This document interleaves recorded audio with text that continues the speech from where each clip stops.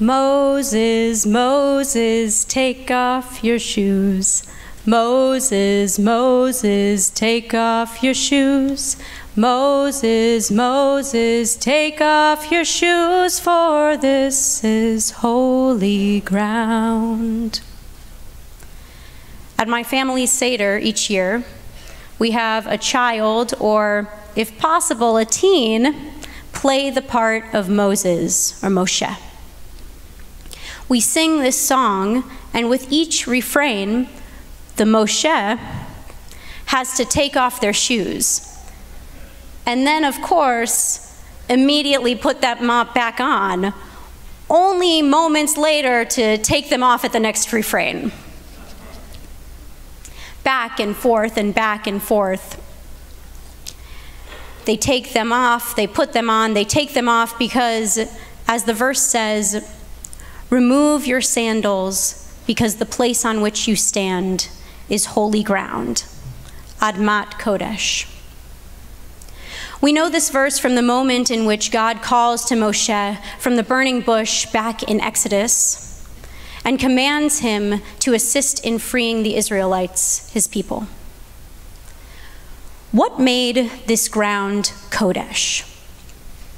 Our commentators, of course, point to God's presence, either within the burning bush itself or on the mountain where the burning bush was tucked away.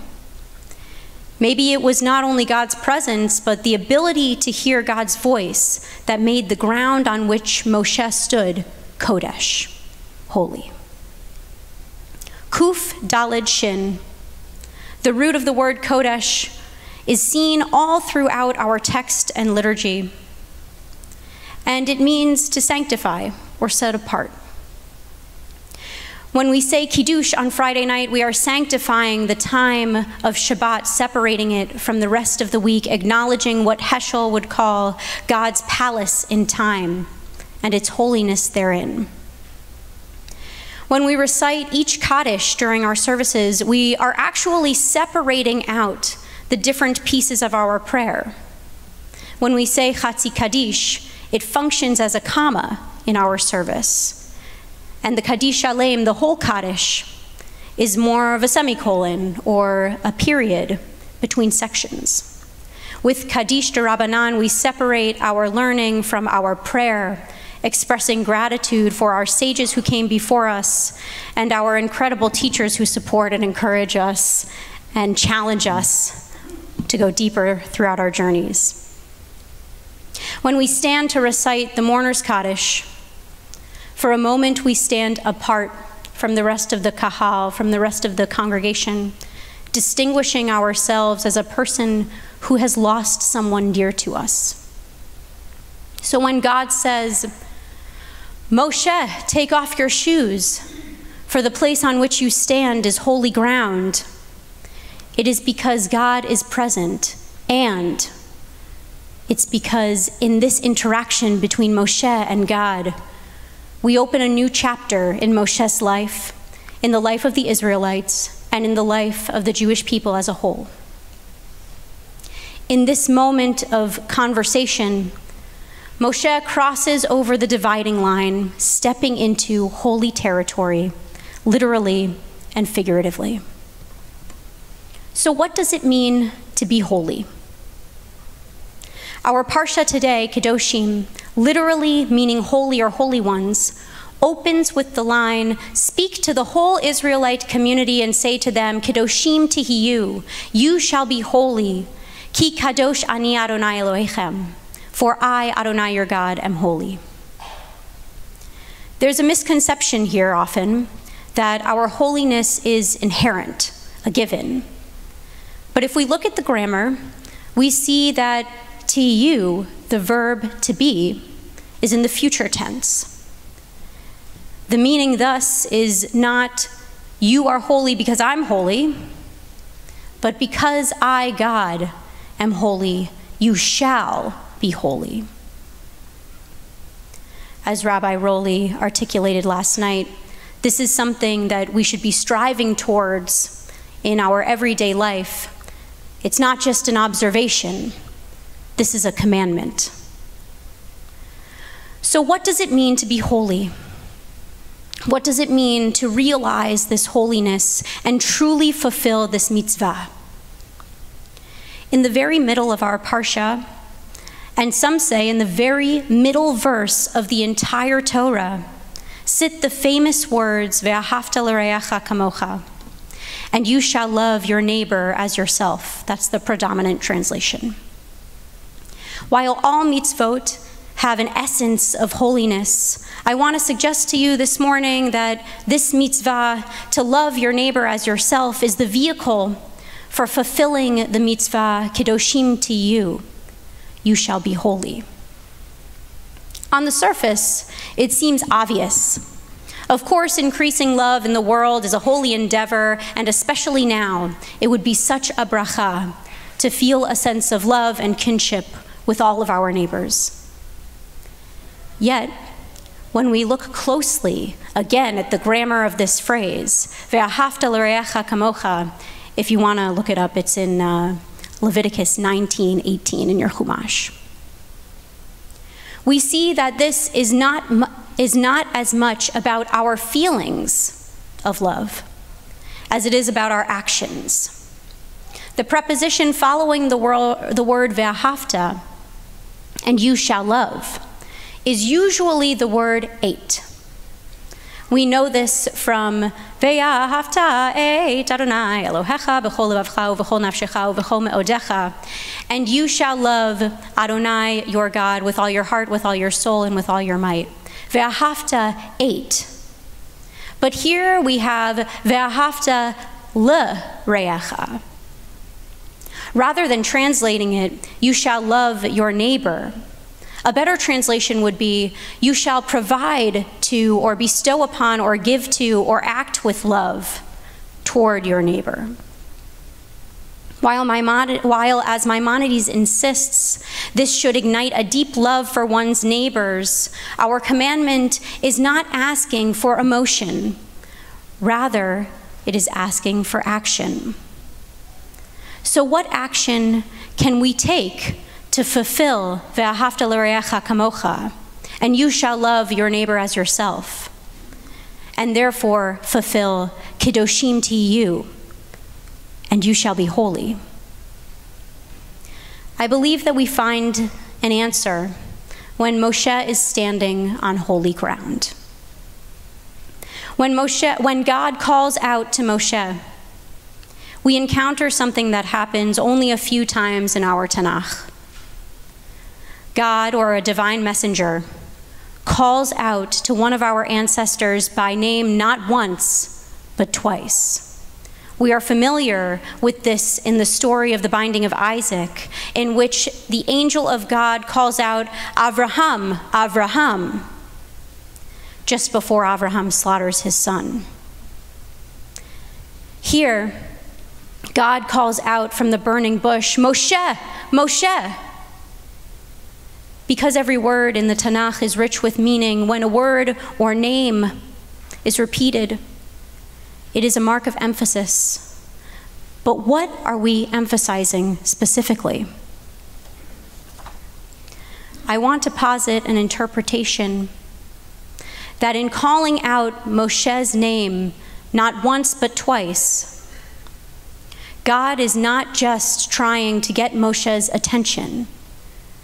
In calling Moshe, Moshe, God is actually reminding Moshe what his name means.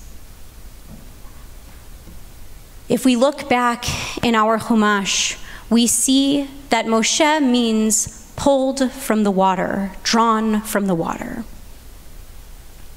And especially just after celebrating Pesach, the story is fresh in our minds. Moshe was born. When he was born, his parents hid him from Pharaoh's soldiers until his cries became too loud. Then, in an attempt to keep him safe, his mother Yocheved placed him into a basket and floated him down the Nile River. Now, I don't know if you've ever seen The Prince of Egypt, but this scene is one of the most frightening in the entire movie. Moshe's basket is tossed violently by the waves down the Nile, barely withstanding the elements of nature and narrowly escaping the open, hungry mouths of the crocodiles. Before the basket is finally caught in the reeds by the shore, it illustrates even to a child watching the dangers of Moshe's journey on the river. Yet somehow, he landed close to Pharaoh's palace. And somehow, perhaps with the help of Miriam, his cries were heard, and his neighbor, the daughter of Pharaoh, drew him from the water, despite knowing that he was a Hebrew baby, and saved him from whatever might have befallen him if he had been left in the basket alone. Moses, Moses, take off your shoes. Moses, Moses, take off your shoes. Moses, Moses, take off your shoes, for this is holy ground. As Moshe stands on holy ground before God and God calls out his name, Moshe, Moshe, God is answering our question. What does it mean to stand on holy ground? What does it mean to be holy? It means setting oneself apart from the societal norms of looking the other way from our neighbors when they are in dire need. Moses, Moses, take off your shoes. When God calls out to Moshe, Moshe, Moshe, God is saying that when Pharaoh's daughter heard your cries, she could have given in to prejudice and hate, but she didn't. She fulfilled Ve'ahavta l'reacha kamocha, you shall act with love towards your neighbor, just as you would hope someone would act with love towards you. Moses, Moses, take off your shoes. Moshe, Moshe, just as someone heard your cries and drew you from the water, in a moment of real peril so that you could live, now it is time for you to set yourself apart from your ego and insecurities, from your judgments and prejudices. It is time for you to hear the cries of the Israelites and assist me in drawing them from Egypt. It is time for you to fulfill Ve'ahavta l'reacha kamocha, and it is time for you to stand on holy ground. Kedoshim tiyu, ki kadosh Adonai Elohechem. You shall be holy, for I, Adonai, your God, am holy. Rescuing a baby from certain death and redeeming a whole people from slavery are both actions that seem only someone with power could do.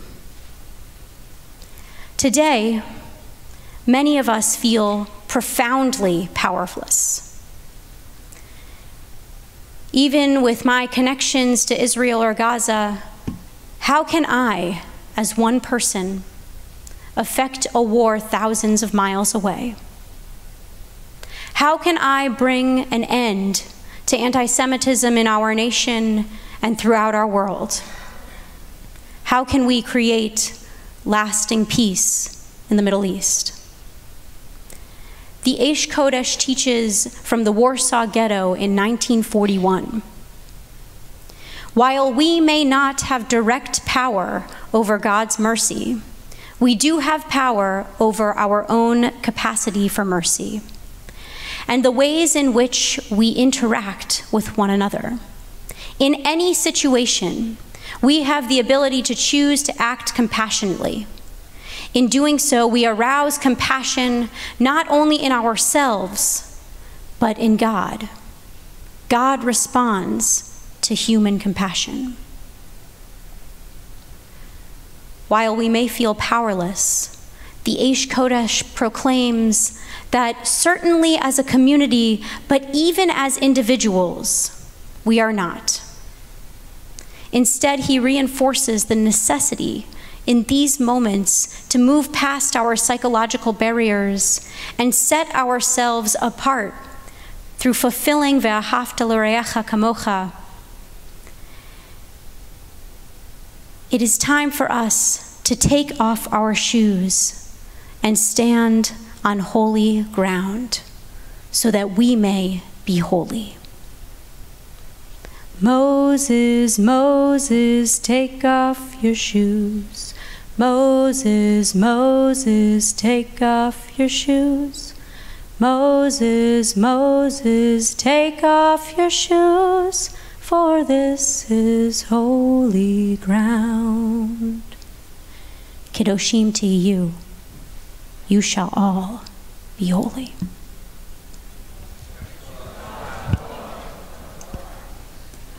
I just want to say one thing before I get kicked off the bima.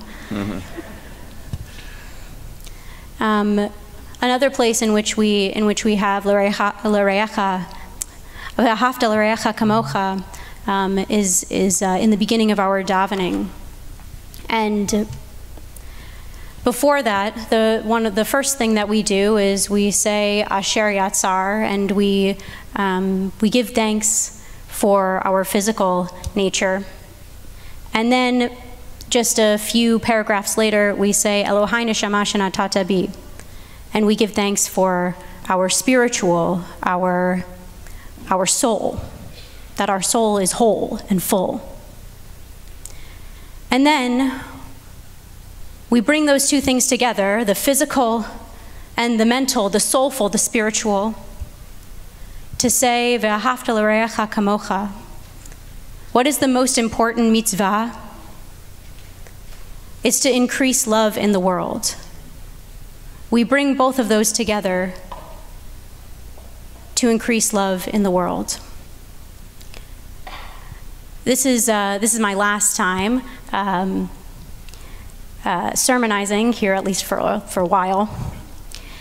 And I have tremendous gratitude for all of you, for especially my Rabbanim over here, and Becca and Ari, and for everyone who has attended my classes and minyan, and really for everyone who makes up this community, and for the staff who allow us to be safe and whole in this community. You have all nourished me, and you have nourished me in the physical and in the spiritual. And you have all shown me an incredible amount of love. And it's just been an honor and a pleasure to learn with you and to really bask in the wonders that you have to offer. And I'm really sorry to be leaving. It is bittersweet. Shabbat Shalom. Shabbat Shalom, Yashar Koach.